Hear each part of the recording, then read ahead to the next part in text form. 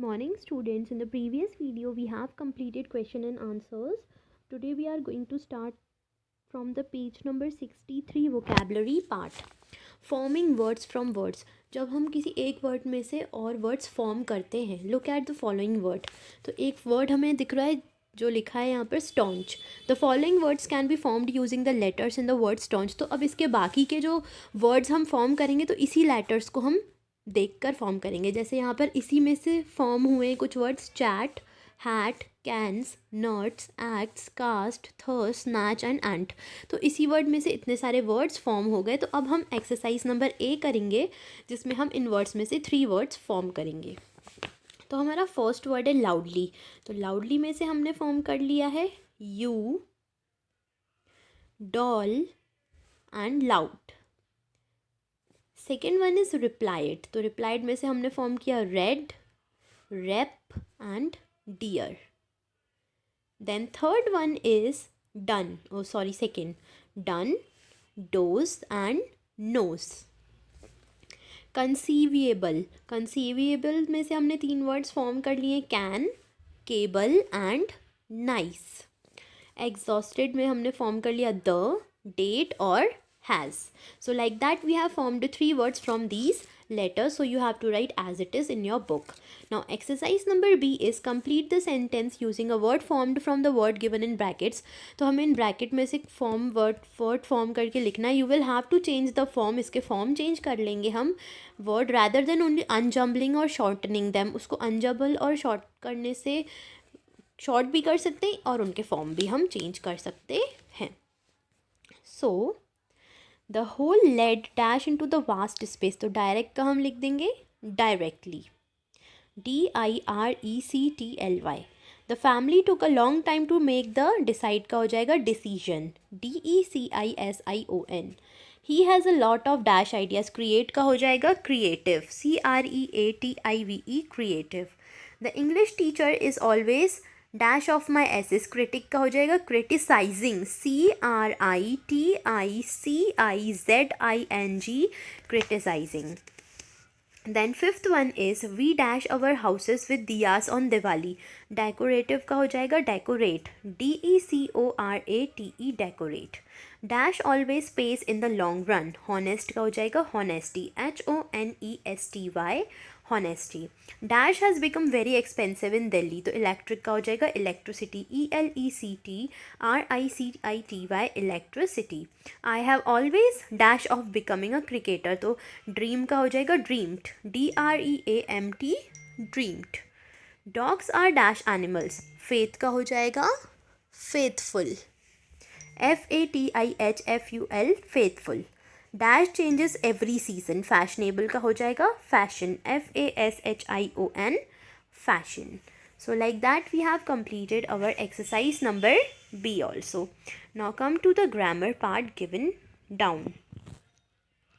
So in grammar section today we are going to study about direct and indirect speech. तो हम पढ़ेंगे about direct and indirect speech. Direct speech क्या होता है? Consider the following sentence. पहले हम इन sentences को read करेंगे. रमा said, रमा ने कहा, a fine lesson will be taught to the wicked Ravana. तो the given sentence is in direct speech. तो ये direct speech में ही हमें sentence दिया गया है. तो अब इसको चेंज करेंगे हम इनडायरेक्ट में. और कैसे चेंज करेंगे? Here the exact words of the speaker have been put within quotation marks. तो जो एग्जैक्ट वर्ड स्पीकर ने बोला है, रमा ने बोला है, वही वर्ड्स को कोटेशन मार्क्स के साथ लिखा हुआ था, हमने देखा. There is a comma after said. Said के बाद कॉमा था. The first word inside the quotation marks start with a capital letter. और पहला वर्ड स्टार्ट होता है कैपिटल लेटर से. और ऐसे ही इनडायरेक्ट स्पीच में now consider the same sentence in indirect speech. अगर हम उस सेम सेंटेंस को इनडायरेक्ट स्पीच में लिखेंगे तो हम सारे कॉमा वगैरह हटा लेंगे और लिखेंगे Rama said that a fine lesson would be taught to the wicked Ravana. The given sentence is in indirect speech. तो यही सेंटेंस अब इनडायरेक्ट स्पीच में है. The quotation mark as well as comma after said are removed. Quotation marks और comma सब हट चुके हैं और कंजक्शन दैट यहाँ पर आ चुका है. Introduces us to the word not exact. और यहाँ पे इनडायरेक्ट स्पीच में हम वैसा सेम वर्ड नहीं लिखते हैं जो कि स्पीकर बोल रहा है. The following are some of the words that change during the conversion of speeches.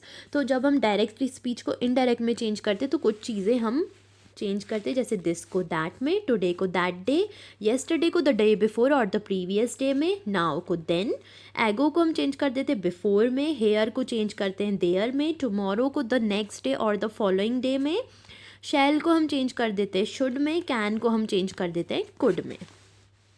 So we will go through the exercise now.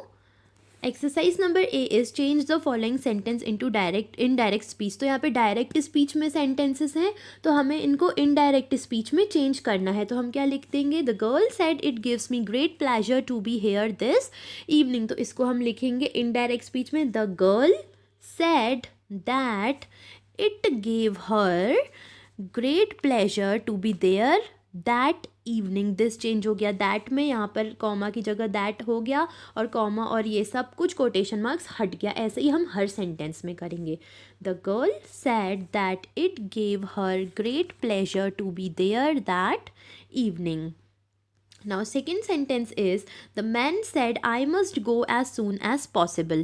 तो इसको हम लिखेंगे the man said that he must go as soon as possible. The man said, यहाँ पे हमने इसको हटाकर that add कर दिया, he must go as soon as possible. Then third one is she said I don't want to see any of you. So we will change it and we will write it into indirect speech. She said that she did not want to see any of us.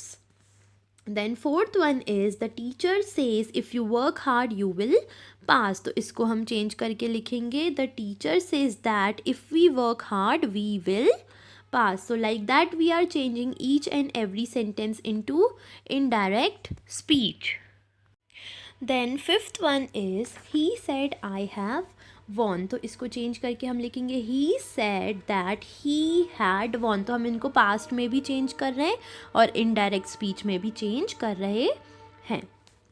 Sixth one is she said we should wait for his return. She said that conjunction add हो गया that they should wait for his return and full stop. Each and every sentence को end करके हम full stop add कर रहे हैं.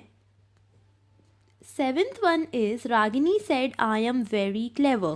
Ragini said that she was very clever. हम each and every sentence को पास्ट पार्टिसिपल फॉर्म में लेके जा रहे हैं, वॉज ऐड कर रहे हैं और कंजक्शन दैट का यूज़ हो रहा है और कॉमास भी हट जा रहे हैं. So today we have completed 7 sentences of this exercise. In the next video we will continue forward with our 8th, 9th and 10th one in page number 65. Till then you have to complete this much sentences.